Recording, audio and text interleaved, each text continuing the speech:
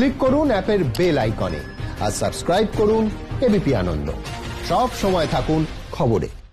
ফেরাম খবরে। গরু পাচার কাণ্ডে ধৃত এনামুলকে সময় দিল সিবিআই। এনামুলকে 14 দিন হোম আইসোলেশনে থাকার নির্দেশ। আমরা কথা বলে নেব আমাদের প্রতিনিধি প্রকাশ সিনহার সঙ্গে। প্রকাশ, কি জানা যাচ্ছে সিবিআই সূত্রে? দেখো বৃষ্টি, যেটা সিবিআই সূত্রে জানা যাচ্ছে যে এনামুল হক গরু পাচার কাণ্ডের মূল অভিযুক্ত, তাকে কিন্তু 14 দিনের হোম আইসোলেশনে থাকার নির্দেশ দিয়েছে সিবিআই।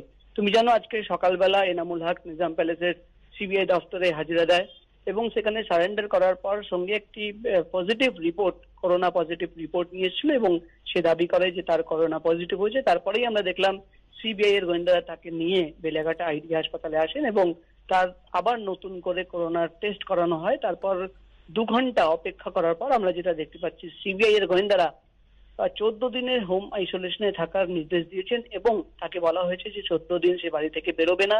এর মধ্যে সিবিআই এর অফিসাররা তার উপরে নজরদারি চালাবে এবং এই মাসে 24 তারিখে ফের এনামুল হককে নিজাম প্যালেসের সিবিআই দফতরে তলব করা হয়েছে। সেদিন সে আসলে তাকে জিজ্ঞাসাবাদ করা হবে। ধন্যবাদ প্রকাশ।